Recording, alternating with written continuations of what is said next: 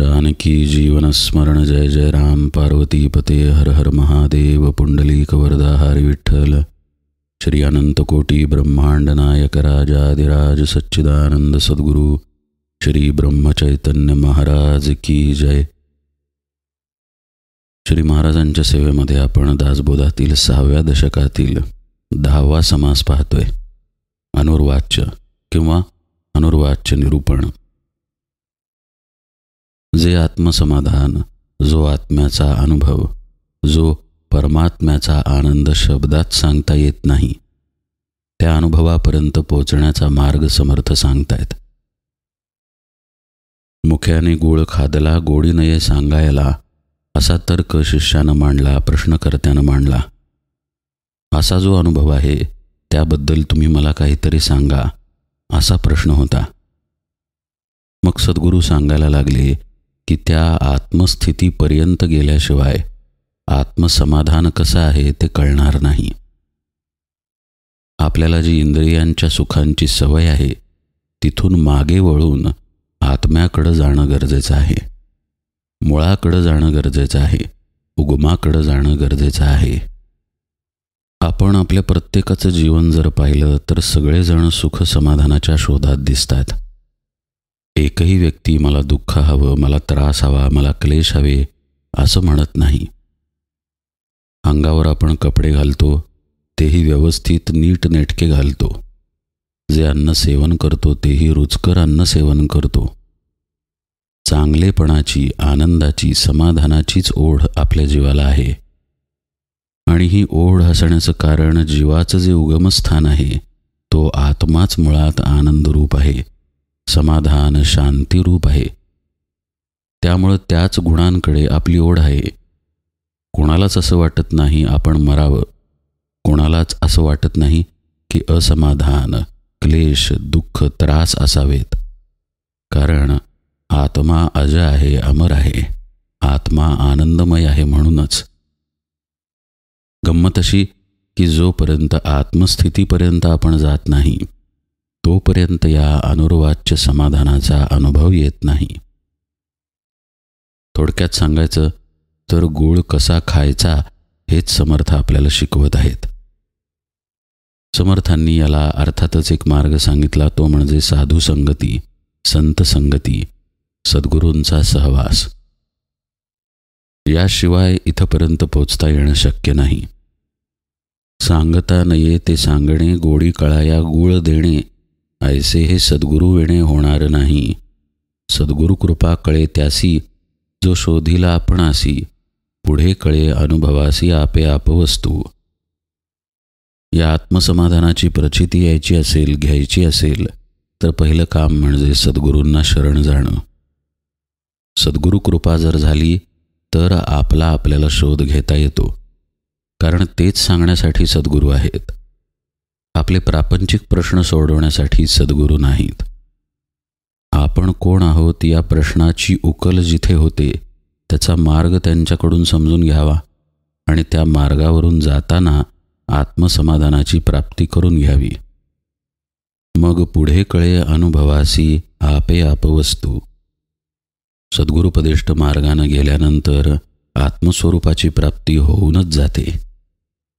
या मार्गावर आलो तर आत्मसमाधान कसं आहे हे प्रत्यक्ष अनुभवता येईल, हे समर्थांनी सांगितलं।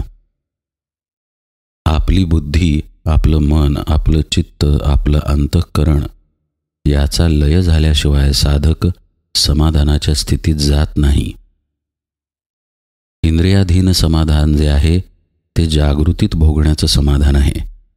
काही समाधान स्वप्नावस्थेत सुद्धा भोगलं जातं। आपल्याला आपल्या मनासारखं धन मिळालं पण स्वप्नात, तर जोपर्यंत स्वप्न सुरू आहे तोपर्यंत त्या धनलाभाचं समाधान। स्वप्न भंग पावलं की ज्याला धन मिळालं तोही नाही आणि धनही नाही, कारण ती अवस्थाच भ्रमरूप आहे। ती जशी भ्रमरूप आहे तशीच आपली जागृती ही भ्रमरूपच आहे, हे आत्मदर्शन झालेल्या महात्म्याला कळतं। ज्याला जागृतीचं सत्यत्व कळलं तो आत्म्याच्या समाधानात असणारच, किंबहुना जो आत्म्याच्या समाधानात आहे त्याला जागृतीचं मिथ्यत्व कळूनच येतं. जोपर्यंत आपल्या या भ्रमाचा पडदा पडत नाही तोपर्यंत आपली वाटचाल खऱ्या समाधानाकडं होणार नाही, खऱ्या म्हणजेच आत्मसमाधानाकडं. काल समर्थ आपल्याला असं म्हणाले की असं आपलाच आपण शोध घेत असताना साधक अचानकपणे समाधी अवस्थेत जातो. त्या मार्गाबद्दल, त्या प्रवासाबद्दल पुढे समर्थ काय म्हणतायत आज आपण पाहूया. काल आपण 12 ओव्या पाहिल्या, आता 13व्या ओवीपासून पुढे पाहूया. समर्थ म्हणतात, आपले मूळ बरे शोधिता, आपली तो माईक वार्ता, पुढे वस्तूच तत्वता समाधान. तू हा देह नाही आहेस, तू या देहातील मन नाही, बुद्धी नाही, काहीही नाही. तू सच्चिदानंद आत्मा आहेस. हे नुसतं शाब्दिक ऐकून काही होत नाही. आपल्याला आपल्या देहाचा, मनाचाच अनुभव आहे. आपण त्याच्या अंगानं सुखदुःख भोगतोय. त्यामुळं साधक त्या अनुभवामध्ये असत नाही जो उपदेश गुरूंनी केलेला आहे. त्यासाठी त्याला साधनच करावं लागतं जे गुरूंकडून मिळतं. ते साधन करत असताना जसजसा साधक स्वतःच्या आत खोलवर उतरायला लागतो तसतसं त्याचा भ्रम बाजूला पडायला लागतो. काल आपण पाहिलं की समाधी अवस्थेमध्ये कशी दशा असते. आपण कोण आहोत याची कोणतीही जाणीव नाही, म्हणजे देहबुद्धीच्या अंगानं नाही. देहबुद्धीच्या अंगानं आपली जाणीव असणं म्हणजे काय? पुरुषाला आपण पुरुष आहोत, स्त्रीला आपण स्त्री आहोत. आपलं नाव काय, गाव काय, कुळ काय, गोत्र काय, या सगळ्याची स्मृती आपल्याला असते. साधना खोल गेल्यानंतर हा सगळा भाव आपला विलीन होऊन जातो. आपण कोण, कुठले, स्थळ, काळ याचं भान निघून जातं. मनच निघून जातं. चित्तवृत्ती शांत, अंतःकरण परमशुद्ध होतं. मनच नाही तर विचार तरंग कुठून असणार? असा स्तब्ध महात्मा निद्रेसारखीच स्थिती अनुभवतो, पण निद्रेतील विस्मरण तिथे नाही. आपण आहोत याची जाणीव तिथे असते, त्यामुळे ती झोप नाही. पण मी कुणीतरी देहबुद्धीच्या अंगानं आहे हा अहंकार तिथे असत नाही. ही समाधी स्थिती, आणि या समाधी स्थितीमध्ये साधक आपल्या आत्मस्वरूपाशी एकाकार होऊन राहतो. त्यामुळे मग आता तिथे कुठले मायेचे बंध नाहीत. आपली तो माईक वार्ता असे शब्द समर्थ वापरतात. म्हणजेच काय? खोटा मी आता इथे गळून पडला. मी देह हा भाव नष्ट होऊन मी आत्मा या अनुभवामध्ये साधक आला. आणि हा आत्म्याचा अनुभव, ही आत्मस्वरूपाशी एकाकार झालेली स्थिती आणि समाधान भिन्न नाहीत हे समर्थ सुचवतायत. पुढे वस्तूचं तत्वता समाधान. पण साधक या समाधानापाशीच थांबत नाही, तो तिथूनही पुढे जातो हे समर्थ सांगतायत. मुळात प्रश्न अनुर्वाच्य अनुभवाबद्दल आहे, आत्मसमाधानाबद्दल आहे. त्यामुळं जसं आत्म्याचं समाधान अनुर्वाच्य आहे तसा आत्माही अनुर्वाच्यच आहे. आत्मा तरी कुठे सांगता येतो शब्दांनी? आत्मस्वरूप जो झाला तोच आत्म्याच्या अनुभवात गेला. त्यामुळे साधक समाधानापाशी न थांबता आणखी पुढे जाऊन आत्मरूपच होऊन जातो. याबद्दल बोलताना समर्थ म्हणतात, आत्मा आहे सर्व साक्षी, हे बोलीजे पूर्वपक्षी, जो कोणी सिद्धांतलक्षी तोची सिद्ध. आत्मा ही अशी वस्तू आहे की ती सर्वत्र नटून आहे, भरून आहे. प्रत्यक्षतः आत्म्याला कुठल्या साक्षीची आवश्यकताच नाही. जो पूर्ण आहे आणि सर्वत्र दाटून आहे त्याला साक्षी कसा असेल? ज्या वस्तूला साक्षी असतो ती वस्तू स्थूल असणार हे उघडच आहे. म्हणजे काय? समजा एखादा ग्रह आहे आकाशगंगेमध्ये जो कुणालाही आजपर्यंत माहीत नाही. समजा एखाद्यानं तो शोधला, तर तो शोधणारा त्या ग्रहाचा साक्षी झाला आणि मग त्या ग्रहाला त्यानं नाव दिलं. म्हणजे त्या ग्रहाची ओळख आता त्या नावानं होईल. तोपर्यंत त्या ग्रहाला ओळख नव्हती, जोपर्यंत त्याला कुणी पाहिलं नव्हतं, कुणी साक्षी नव्हता. आता मात्र त्याला पाहणारा आला आणि मग ग्रहाला ओळख मिळाली. हे सगळं का घडलं? कारण ग्रहच मुळात स्थूल आहे म्हणून. आत्म्याचं याच्या अगदी विरुद्ध आहे. आत्मा स्थूल नाही. आत्मा कशाने कळून येईल असा नाही. आत्मा स्वसंवेद्य आहे. इतकंच नाही तर तो सर्वसाक्षी आहे. म्हणजे आत्म्याचा साक्षी होणं ही गोष्टच मुळात अस्तित्वात असू शकत नाही. इथे आत्माच सर्वसाक्षी आहे. त्यामुळे आपण आत्म्याचे साक्षी आहोत हे साक्षीत्व साधक ओलांडतो. हे एकदा त्यानं ओलांडलं की मग तिथे केवळ आत्माच शिल्लक राहतो. साक्षीचा लय झाला की जीव आत्मरूप होऊन जातो.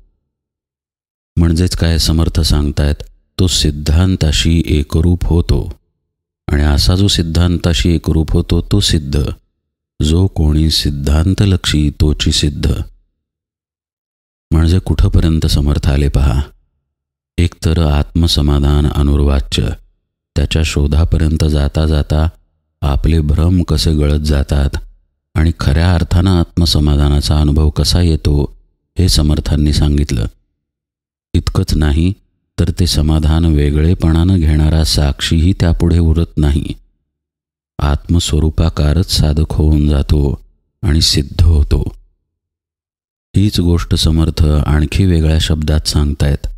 ते म्हणतात, सिद्धांत वस्तू लक्षू जाता सर्व साक्षिणी ते अवस्था, आत्मा त्याहून परता अवस्थातीत. खऱ्या स्वरूपाचा शोध घेत घेत देह मी नव्हे, मी साक्षी आहे या अवस्थेपर्यंत तो येतो. पण साक्षीत्वाचा सूक्ष्म द्वैतभाव तिथं शिल्लक राहतो. आत्मा मात्र या अवस्थांच्या पलीकडील असल्यामुळं ज्यावेळी साक्षी भाव लय पावतो त्यावेळी स्वरूप स्थिती पदरात पडते. जीव आणि ब्रह्म यांचं ऐक्य होतं. या अवस्थेचं वर्णन समर्थ करतायत पहा. पदार्थ ज्ञान जेव्हा सरे, द्रष्टा द्रष्टेपणे नुरे. साक्षीचा लय सांगितला पहा समर्थांनी. आणि ज्याला ज्ञान होतं तोच ज्ञानामध्ये एकरूप होतो. त्यामुळं पदार्थ ज्ञान नाही. याचाच अर्थ भ्रम राहत नाही, देहबुद्धीचं ज्ञान राहत नाही. ते समयी उतरे फुंज मीपणाचा. आणि असं जेव्हा घडतं तेव्हा खऱ्या अर्थानं मीपणाचा भ्रम नष्ट होतो, मीपणाचा डौल नष्ट होतो. आणखी एक सुंदर ओवी ही अवस्था सांगणारी. जेथे मुराले मीपण तेची अनुभवाची खूण, अनुर्वाच्य समाधान या कारणे बोली जे. आता इथे मीच नाही ना. मीच नष्ट झाल्यामुळं तिथे अनुभव सांगणारा कोणी उरतच नाही. पदार्थाचा अनुभव सांगण्यासाठी म्हणजेच दृश्याचा अनुभव सांगण्यासाठी मन असावं लागतं, द्वैत असावं लागतं. मग तिथे शब्दाचा कल्लोळ आला. शब्दानं आपण अनुभव सांगतो. इथे याच्या एकदम विरुद्ध स्थिती. मनच मुरलं, त्यामुळं सांगायला कोणी राहिलंच नाही, शब्दही नाहीत. असेल तर एकरूपता आहे. त्यामुळं हाच खरा अनुभव आहे. द्वैतातील अनुभव हा आत्म्याचा अनुभव नाही आणि आत्म्याचा अनुभव हा द्वैतातील अनुभव नाही. त्यामुळं मीपणा नसणं, आपलं मन नसणं, आपण देहबुद्धीनं शून्य असणं ही अनुभवाची खूण आहे. आणि अर्थातच तिथे सांगायला कोणी नाही, कारण साक्षीच नाही. म्हणूनच तो अनुर्वाच्य अनुभव आहे. अनुर्वाच्य समाधान या कारणे बोली जे. साक्षी पलीकडील, मनाच्या पलीकडील असलेली आत्मस्वरूपाची ही स्थिती. पण वरती मात्र तरंग आहेत, वरती मात्र हालचाल आहे. बुडाशी स्थिर पाणी आहे आणि वरती लाटा आहेत, तशातला हा प्रकार. त्यामुळं जेव्हा अनुभव कथन केलं जातं त्यावेळी ते आत्मस्वरूपाच्या अधिष्ठानावरतीच घडतं, पण तो आत्म्याचा अनुभव नाही. समर्थ तेच पुढे सांगतायत. अत्यंत विचाराचे बोल तरी ते माईक फोल, शब्द सबाह्य सखोल अर्थची अवघा. जिथे शब्द येतात जिथे वर्णन येतं, जिथे सांगणारा कुणी असतो, तिथे मायाच आहे असं समजा. कारण शब्दसुद्धा या मायेमध्येच येतात. समर्थ म्हणतायत, शब्दांच्या खाली मात्र ब्रह्मतत्व आहे, आत्मतत्व आहे. तिथे खरा अर्थ दडलेला आहे. आत्म्याच्या वरती आलेला तरंग म्हणजे शब्द आहेत. याचाच अर्थ की शब्दांच्या तिथे आत्म्याचा अनुभव नाही. शब्दांच्या पलीकडे म्हणजेच वैखरी मध्यमा पश्यंती पराच्याही पलीकडे साक्षीलाही ओलांडून आत्म्याचा अनुभव आहे. शब्द हे केवळ अर्थवाही आहेत. अर्थ वाहून नेतील. अर्थ कळला की शब्दाची किंमत शून्य राहते. प्रत्यक्ष शब्दांमध्ये त्यामुळे आत्मा सामावू शकत नाही, किंबहुना नसतोच. तो अर्थरूपाने त्याच्या खोल आत दडलेला असतो. हेच पुढे समर्थांनी सांगितलेलं आहे. शब्दाकरिता कळे अर्थ, अर्थ पाहता शब्द व्यर्थ. शब्द सांगे ते यथार्थ, परी आपण मिथ्या. शब्दाने अर्थ कळेल, पण अर्थ कळल्यानंतर शब्दाचं प्रयोजन राहत नाही. शब्द आहे तसाच मिथ्याच राहतो, मायात्मकच राहतो. अर्थ महत्त्वाचा. उदाहरणार्थ, तू ब्रह्म आहेस, हे शब्दच आहेत सद्गुरूंच्या मुखातले. शब्दातून अर्थ प्रवाहित झाला. तो अर्थ जर हृदयात शिष्यानं धरला, त्या दिशेनं वाटचाल केली, तर त्या अनुभवामध्ये शिष्य जाईल, जो आत्ताच आपण पाहिलं की अनुर्वाच्य आहे. पण तू ब्रह्म आहेस हे शब्द मात्र तिथंच राहिले. त्यामुळे मी ब्रह्म आहे, मी ब्रह्म आहे असा जप करून ब्रह्माचा अनुभव येत नाही. अनुर्वाच्य ब्रह्माच्या अनुभवासाठी आपण अनुर्वाच्य स्थितीमध्ये जावं लागतं. सगळ्या वाचा ओलांडून, साक्षीलाही ओलांडून. समर्थ पुढे म्हणतात, शब्दाकरिता वस्तू भासे, वस्तू पाहता शब्द नासे. शब्द फोल अर्थ असे घनवटपणे. तेच समर्थ आणखी एका प्रकारे सांगतायत की शब्दाच्या योगानं आत्मवस्तूचं ज्ञान होतं. शब्दाच्या योगानंच झालं ना. सद्गुरूंनी उपदेश केला आणि त्या मार्गावरून शिष्यानं प्रवास केला. पण एकदा आत्मवस्तू प्राप्त झाली, ब्रह्माकार वृत्ती झाली की तिथे शब्द कुठे आहे? तिथे निःशब्द स्थितीच आहे. त्यामुळं शब्दाची किंमत राहत नाही. या आत्मस्थितीचा निर्देश करण्यासाठी शब्दच वापरले जातात, पण प्रत्यक्ष आत्मस्थितीपाशी शब्द नाहीत. आत्मस्थितीचा अर्थ मात्र शब्दांमध्ये दडलेला आहे. म्हणून पूर्वी पण समर्थ एकदा म्हणालेत पहा की सोहमचा जप करायचा नसून सोहम भावाचा अभ्यास करायचा आहे. सोहम सोहम सोहम असं तोंडानं म्हणून आपण तेच आहोत हा अनुभव येत नाही. सोहम शब्दच झाले, त्यामुळे त्यात दडलेला अर्थ महत्त्वाचा आहे, जो सोहम शब्दांनी प्रवाहित केलेला आहे. त्या अर्थापर्यंत ज्यावेळी साधक अनुभवानं पोचतो, त्यावेळी आपण तेच आहोत हे प्रत्यक्ष प्रचितीला येतं. मग शब्दाची किंमत राहत नाही. समर्थ दृष्टांत देऊन हे सांगतात, भुंसाकरिता धान्य निपजे, धान्य घेऊन भुंस टाकीजे, तैसे शब्द भुंस जाणीजे, अर्थ धान्य. धान्य भुसाच्या आवरणातच असतं, फोलपटाच्या खालीच धान्य असतं. पण धान्य मिळवण्यासाठी फोलपट टाकून द्यावं लागतं. त्याप्रमाणे शब्द फोलपटाप्रमाणे आहेत. आतला अर्थ धान्याप्रमाणे आहे. आपण धान्य साठवतो आणि फोलपट टाकून देतो, तसं शब्द मागे पडतात आणि अनुभव तेवढा शिल्लक राहतो. आपल्याला श्रवण करताना असं वाटेल की आता हा विषय कळला किंवा समजला किंवा थांबला इथे, पण समर्थ थांबत नाहीत. आणखी पुढे ते आपल्याला हे पटवून देत आहेत. तो सर्व भाग आपण यथावकाश पाहूया. आज निरूपण सेवेला इथेच विराम देतो. जानकी जीवन स्मरण. जय जय राम.